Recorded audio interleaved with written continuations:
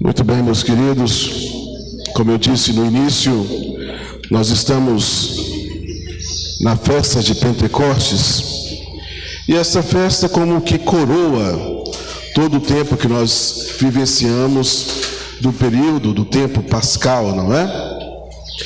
E se nós bem lembramos, nós fizemos uma caminhada nesses 50 dias, refletindo na primeira parte a ressurreição do Cristo, e nessa segunda parte nós refletimos sobre a vinda do Espírito Santo.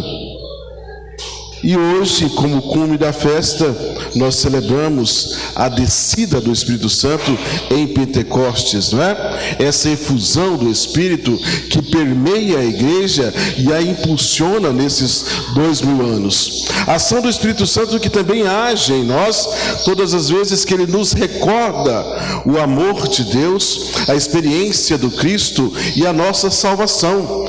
Tudo isso só tem sentido e cresce e é alimentado em nós através do Espírito Santo. Mas veja, meus queridos, esta festa que nós estamos vivenciando, ela tem uma origem muito mais antiga do que a gente pensa, não é? Os judeus já celebravam esta festa com outro sentido. Em períodos antigos, os hebreus também já celebravam uma chamada festa das primícias, que é a origem dessa festa de Pentecostes, não é? Vamos tentar contextualizar para nós trazermos essa experiência até hoje.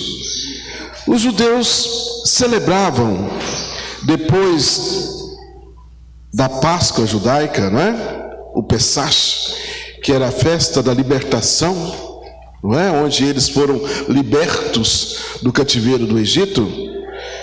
Eles celebravam a festa das semanas, 7 semanas após a Páscoa judaica.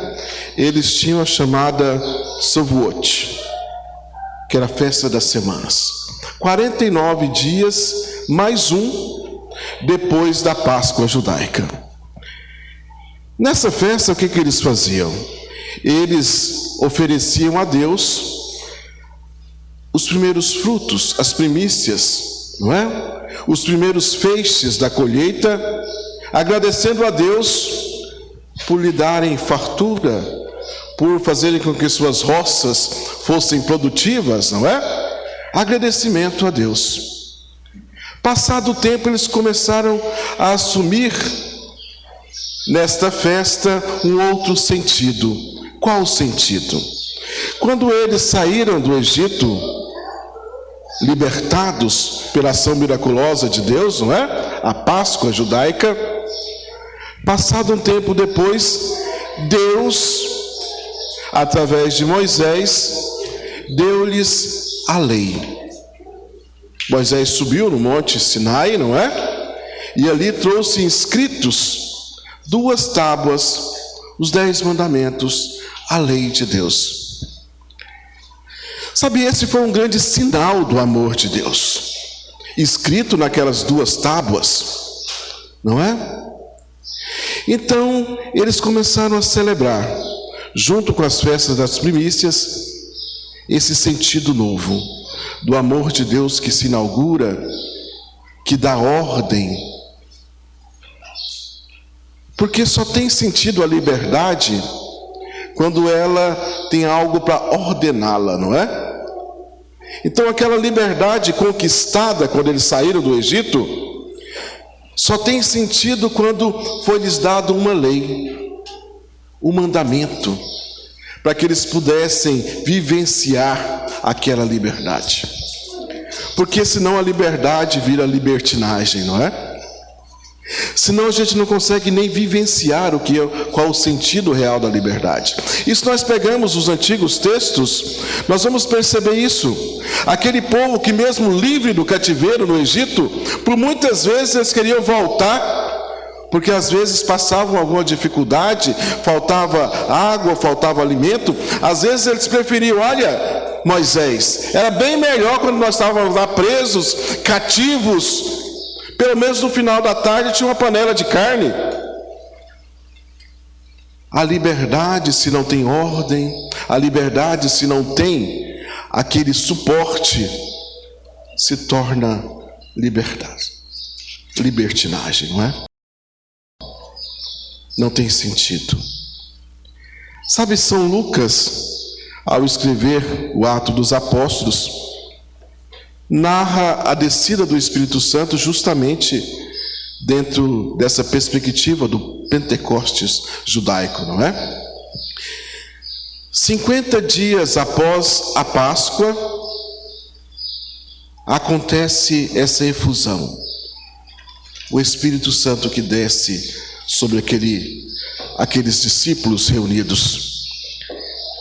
Sabe, a ressurreição do Cristo que nós celebramos enquanto cristãos, não é? Na nossa Páscoa, ela só tem sentido se ela é ordenada pela ação do Espírito Santo em nossa vida. Porque só a partir do Espírito Santo agir em nós percebemos a graça que nós recebemos quando Jesus nos libertou do pecado, nos deu a possibilidade da vida eterna, abriu-nos as portas do céu. Isso só faz sentido para nós, isso só é verdadeiramente entendido e compreendido por nós se o Espírito Santo agir em nós. É aí que nós compreendemos a graça, não é? De sermos livres, de termos liberdade, de termos acesso ao céu. Sabe, hoje, quando nós celebramos o Pentecoste, essa ação sobrenatural de Deus sobre a igreja, é um momento propício da gente refletir sobre essa cultura que nos envolve, sobre o que é pregado no mundo a respeito deste algo que é a nossa felicidade. Vamos compreender melhor isso. Sabe, meus irmãos, hoje a felicidade é pregada de uma maneira muito material, não é? Material.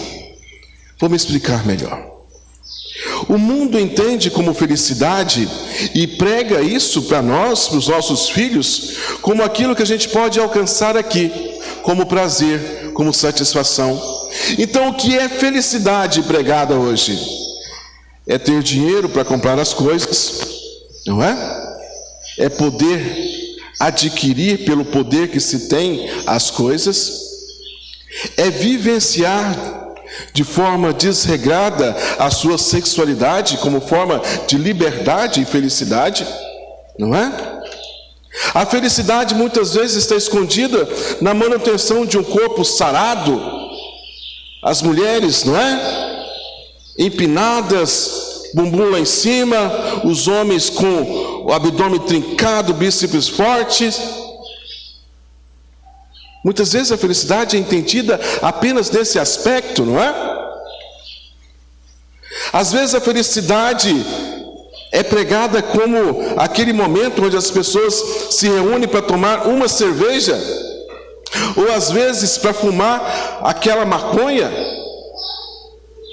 ou cheirar uma carreira de pó. A felicidade está sendo pregada como esses momentos, não é? Meus queridos, todas essas coisas passam, são passageiras, não é? A festa de Pentecoste que nós celebramos hoje nos ensina sobre algo que é maior, que não é passageiro, e que é o Espírito Santo que vai suscitar em nós, que é a vida eterna, que é a salvação, que é uma felicidade que permeia a nossa vida e culmina com uma eternidade em Deus. É uma felicidade que não vai passar, é uma alegria verdadeira, porque tudo o restante passa. Não se engane, até as coisas que nós dizemos e achamos que vai durar a eternidade, um diamante, por exemplo, um dia finda, por mais que demore, não é? Mas essa alegria, essa felicidade em Deus, isso sim é eterno. Isso sim é eterno. E Pentecostes vem nos recordar isso. A ação do Espírito Santo tem que agir em nós para que nós percebamos o que é essencial na nossa vida e o que é efêmero, o que dura só um dia, o que dura só um período, o que nos traz uma alegria verdadeira e eterna daquilo que é passageiro, não é? Como fogo de palha que queima rápido, de maneira forte, mas logo se acaba e se apaga e fica só as cinzas.